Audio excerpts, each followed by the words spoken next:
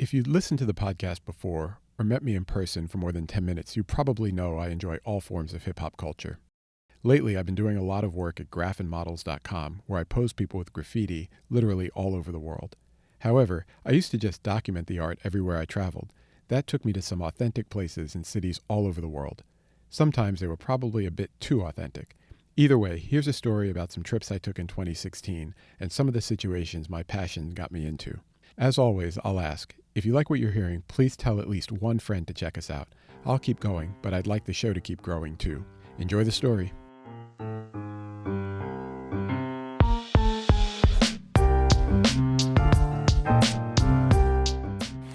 Wow, I needed to be here tonight. I haven't been here since July.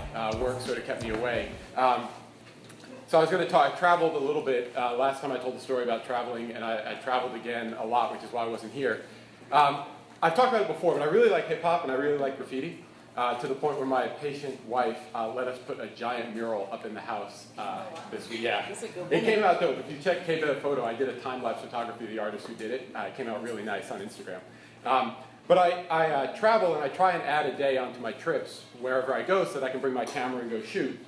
And so I had the opportunity to go to São Paulo and to Johannesburg and Cape Town in August. So I went down to São Paulo and I told the office, I'm going to come a day early because I want to go shoot some photos. I heard there's great graffiti in Brazil. And they were like terrified for my safety in Brazil. And I said, I'm from Chicago, it's good. And they went, no, seriously, like it's not safe down here. So I said, okay. So I went down there and I had looked for a couple of spots online like I usually do and use Google Street View and sort of scout out the spots in advance so I know whether or not it's worth going.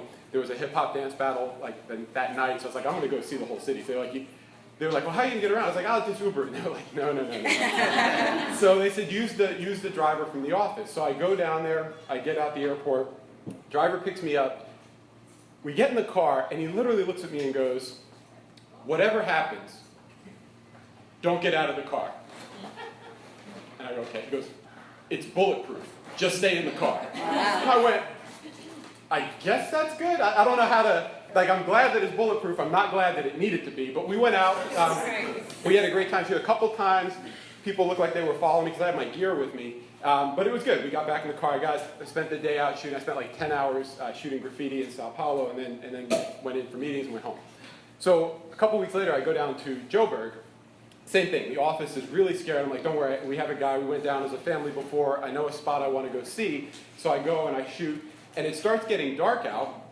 And a couple people start coming out. And they had security. There's a spot under an overpass. Like graffiti, the reason I like to see it when I travel is like anybody can go downtown and take a picture of the beam and the tower. But if you go out to like Crawford Steel Mill or Logan Square and walk by the L tracks, you can see different parts of the cities. But when you're in Johannesburg, apparently that's not such a great idea. But we were walking around and it started to get dark and security started coming out. And it was weird because it would be like having security like alongside the Dan Ryan, like just for no reason. And they literally come up to me, the security guard, who goes, it's not going to be safe here. You need to go now. It's like, all right. Like I can take a hint. You know, it was very subtle, but I left. So the next day it was very subtle. So the next day I go, this is really what I want to talk about. I go to Cape Town.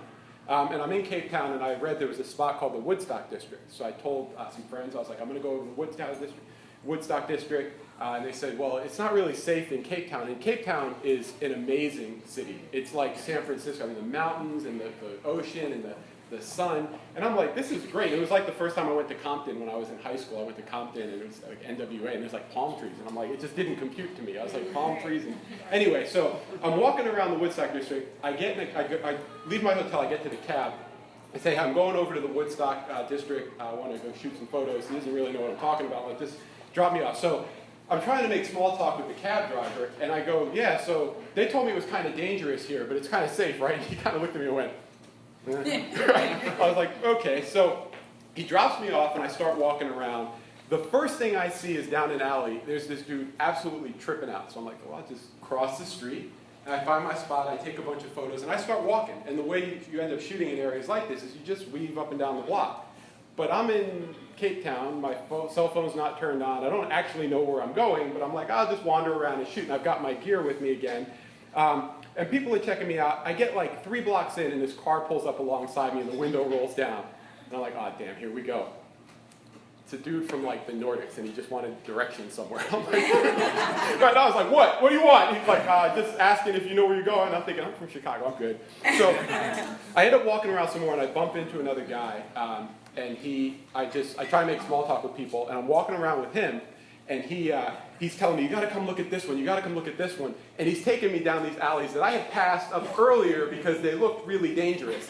And this dude was way too eager to show me all these other spots. And it was great. And he's walking around, and as he's talking, he's making small talk with me. He goes, don't worry, brother, you're safe with me, you're safe with me. And I'm like, okay, because people are stopping us going, make sure he's safe with that camera. And he's like, don't worry about them, you're fine with me. Come check out this alley back here. I'm like, okay. And then it hits me. He goes, the reason you're safe with me is because I used to be a bad dude. I used to carry guns and I used to shoot at people. And I'm thinking to myself now, in Chicago, you're the kind of guy I don't walk around with. And so anyway, to make a long story short, or a longer story a little less long, we walked around for about an hour, and he showed me all kinds of parts of the city, introduced me to some people. When the time was done, he asked me how I was getting back to my hotel, and I told him that I was just going to walk. He was like, no, you're not. And he insisted on putting me in a taxi, like the bus vans that run around. Not only that, he waited until I got in the car to go. And it was just a good example for me that despite all the rumors and all the press for that city, this brother saw me walking around and just took me under his wing and took care of me that day. And it was a really cool experience, especially given some of the craziness that's going on. So that's it.